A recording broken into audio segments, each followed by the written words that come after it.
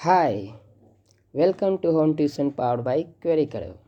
आज इस वीडियो में मैं अपनी ओर से कमेंट करना चाहता हूँ वो जो लेटेस्ट गाइडलाइंस आया है गवर्नमेंट की ओर से कि बिहार के जितने भी कैंडिडेट हैं, स्टूडेंट्स हैं जो कॉलेज स्कूल्स में पढ़ रहे हैं, उनको अटेंडेंस देना है, प्रेजेंट रहना है रेगुलर बेसिस से। अब इसमें क्या है कि चूँकि कंपनी है, मेरा भी कंपनी जो है वो एजुकेशन से ही है, तो ऑब्वियस है कि टीचर्स के भी टच होते हैं, संपर्क होते हैं, और स्टूडेंट्स के से भी संपर्क होता है, और टीचर भी बहुत जुड़ते हैं और स्टूडेंट्स भी जुड़ते हैं। तो दो तीन जो टीचर्स हैं वो कॉलेज के हैं, गवर्नमेंट कॉलेज के हैं, उनकी ओर से कमेंट आया है। मीन्स एज अ पेरेंट्स वो हमारी कंपनी में नहीं जुड़े हुए हैं, एज अ पेरेंट्स वो हमें अप्रोच किए अपने बच्चों के लिए टीचर चाहिए।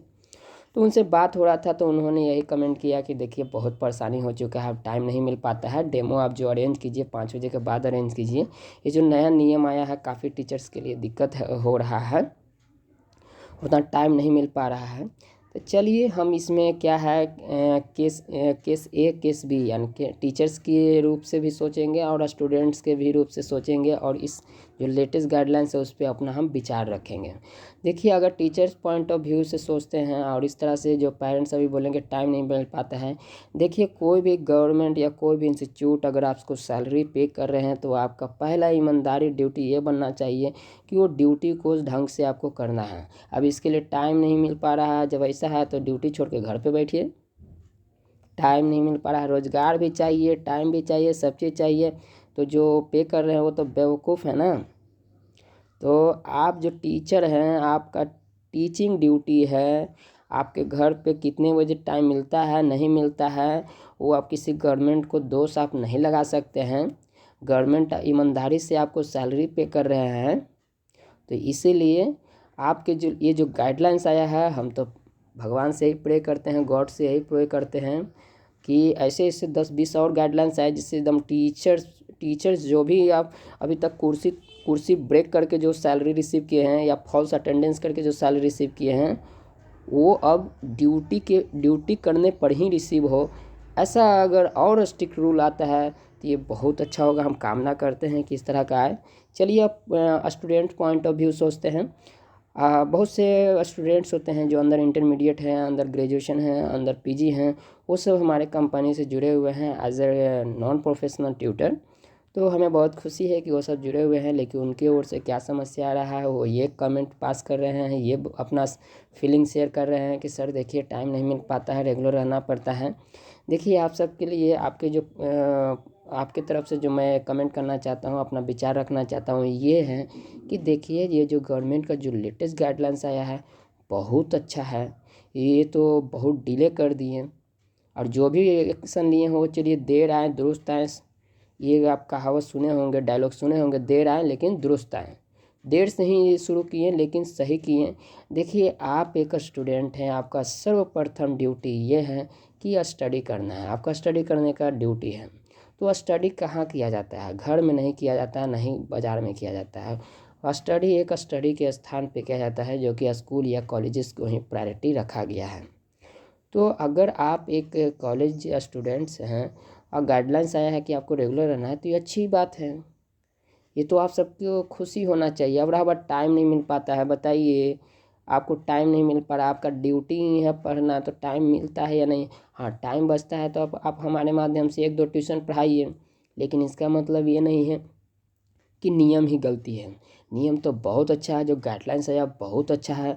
हम तो दिल से शुक्रिया करेंगे वो मैनेजमेंट को, वो सिस्टम को, जिन्होंने इस गाइडलाइंस को पास किया है और बखूबी से इस चीज़ को निभा भी रहे हैं।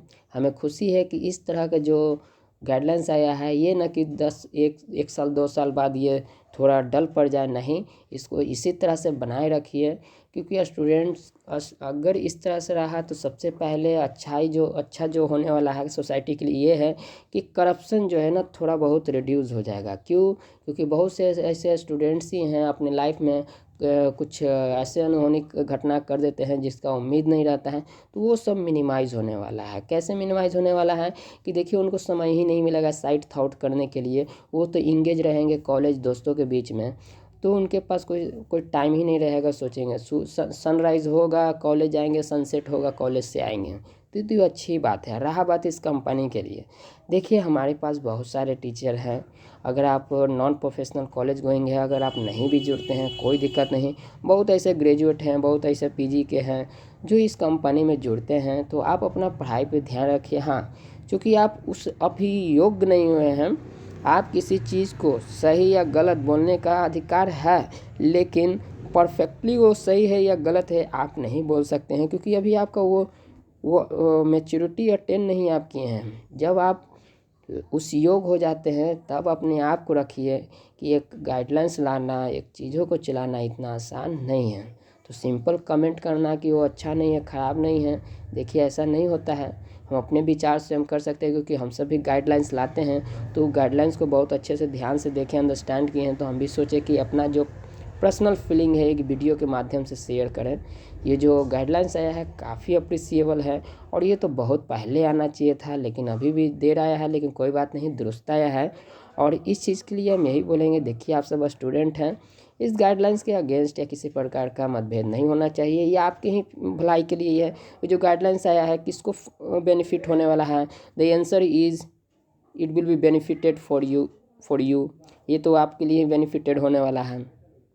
तो जब आपके लिए बेनिफिशियल है, आपके लिए बेनिफिट की योग्य बेनिफिट होने वाला है, तो इसके अगेंस्ट क्यों? अच्छी बात है। तो रेगुलर रहना अच्छी बात है। जाइए, अच्छा चीज़ें सीखिए, अपना पढ़ाई कीजिए।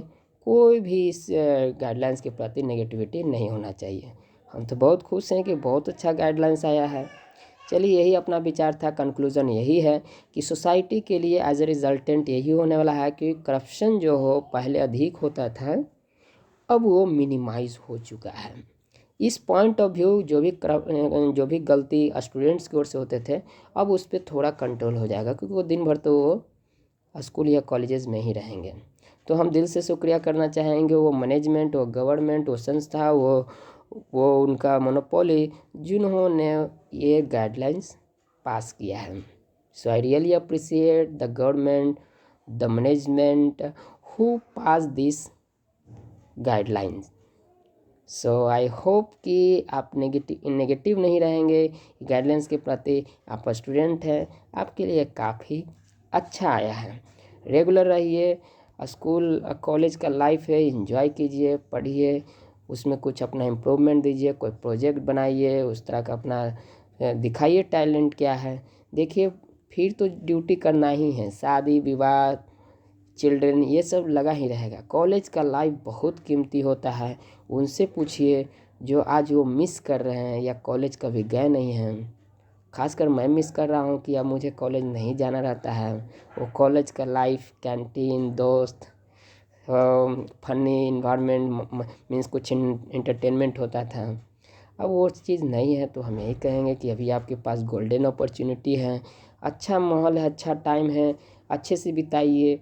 फिर तो रोज़गार करना है ही, सब चीज़ करना ही है। मीनवाइल में नॉलेज अगर आपके पास रहेगा, टैलेंट आपके पास रहेगा, तो जॉब भी आपके पास ही रहेगा। सो आई होप कि हमारे वीडियो से कोई आपको दिक्कत नहीं हुआ होगा।